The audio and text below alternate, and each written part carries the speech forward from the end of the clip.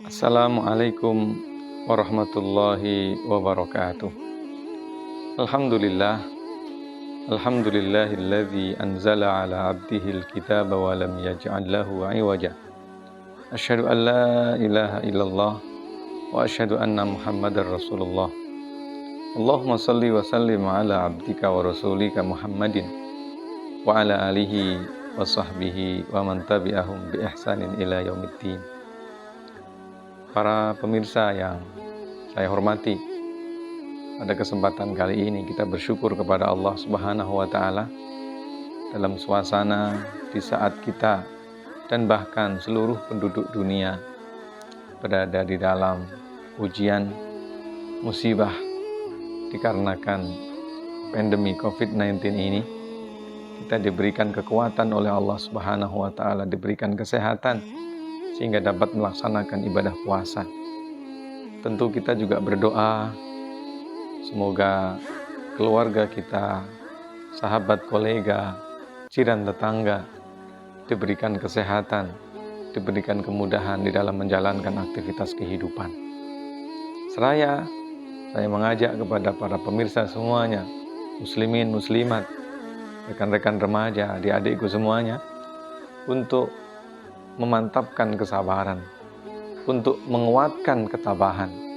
Ya ayyuhalladzina amanu sabiru wasabiru warabitu wattaqullaha la'allakum tuflihun. Salah satu di antara sebab kemenangan di saat kita memiliki kesabaran, melipat gandakan kesabaran dan bertahan dengan kesabaran, dan kita sempurnakan dengan ketakwaan. Mudah-mudahan Allah Subhanahu wa Ta'ala memberikan penerimaan dari seluruh ibadah kita dan juga keberkahan dari aktivitas kita. Para pemirsa yang saya muliakan, salah satu di antara dimensi yang ada di dalam ibadah puasa adalah dimensi sosial.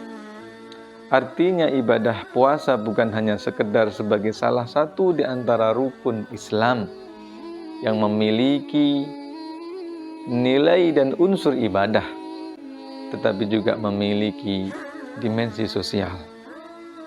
Dimensi sosial seperti apa yang terkandung di dalam bulan Ramadan?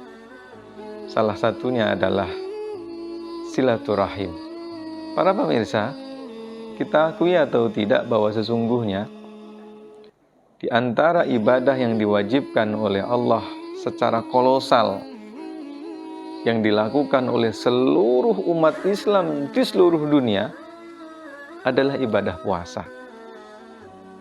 Ibadah salat memang, tetapi masing-masing wilayah, masing-masing daerah dan masing-masing negeri memiliki perbedaan waktu di dalam pelaksanaannya. Zakat memang, tetapi distribusi kekayaan antara satu orang dengan orang lain tidak sama. Sehingga meskipun diwajibkan oleh orang, tetapi tidak semua kaum muslimin terkena kewajiban membayar zakat. Karena dari kalangan mereka ada yang kaya, sebahagian lagi ada yang miskin. Kalau ada yang kaya, mungkin si fulan bulan ini dia kaya, si fulan yang lain dimulai bulan yang lain, sehingga tidak sama. Ibadah haji memang diwajibkan, tetapi kewajiban ibadah haji bukan untuk semuanya. Lillahi 'alan nasi hajjul bait man istata'a ilaihi sabila. Hanya yang mampu saja. Berbeda dengan ibadah puasa. Ibadah puasa ini Allah Subhanahu wa Ta'ala wajibkan semuanya kaum muslimin untuk berpuasa, dari timur hingga berbarat. Jika seandainya ada perbedaan waktu, tentu perbedaannya tidaklah signifikan. Di mana pada hari itu kaum muslimin berpuasa, maka kaum muslimin di belahan yang lain pun akan berpuasa. Jika pada hari itu telah ditentukan hari raya, maka tentu kaum muslimin di belahan bumi yang lain pun akan merayakannya. Ini menandakan bahwa sungguhnya ibadah puasa di bulan Ramadan adalah ibadah yang memiliki dimensi sosial kemasyarakatan. Yang kedua, para pemirsa yang saya hormati, kalau ingin kita bandingkan ibadah sunnah, ibadah puasa sunnah itu ternyata jauh lebih berat daripada puasa Ramadan. Puasa yang kita lakukan pada hari Senin dan Kamis ternyata jauh lebih berat daripada ketika kita melakukan puasa di bulan Ramadan. Jawabannya, kenapa? Karena ketika kita melaksanakan puasa Ramadan, kita mengerjakannya secara bersama-sama. Berbeda dengan puasa Senin dan Kamis. Kita berpuasa di tengah-tengah kawan-kawan yang barangkali sedang menikmati makanan yang mereka punya. Ini justru menunjukkan bahwa sesungguhnya ibadah Ramadan adalah ibadah yang didesain oleh Allah Subhanahu wa Ta'ala untuk memiliki spirit kebersamaan. Makanya ketika Allah menyatakan Syahrul Ramadhan alladzi unzila fihil Qur'an hudal linnasi wa bayyinatin minal huda wal furqan faman syahida minkumus syahra falyasum. Bukan menjadi sebuah syarat kita melihat bulan untuk berpuasa.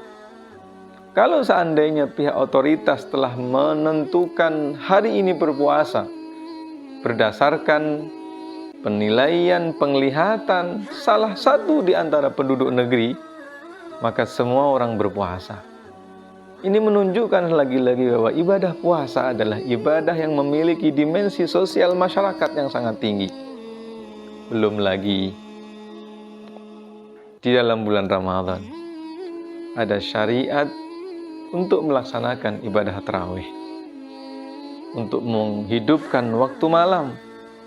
Dan ternyata Rasulullah dan para sahabat dahulu, para tabi'in, tabi'ut tabi'in, dan para ulama masa lalu memotivasi agar kita melaksanakannya di masjid besar. Semakin besar masjid, semakin utama. Ada apa di balik itu semuanya? Agar kita memiliki kesempatan untuk berinteraksi dengan jiran tetangga yang barangkali di bulan-bulan yang biasa kita tidak sempat bercengkrama, tidak sempat berdiskusi, tidak sempat bertegur sapa. Ramadan bukan hanya sekedar ibadah mahdhah, tetapi juga membuat hati kita semakin dekat dengan jiran tetangga, memungkinkan untuk bertegur sapa. Melalui apa? Melalui tarawih. Di sebagian masyarakat kita, selepas ibadah tarawih, ada halaqah Quran yang disebut dengan tadarus. Ini juga menambah kehangatan, kemesraan,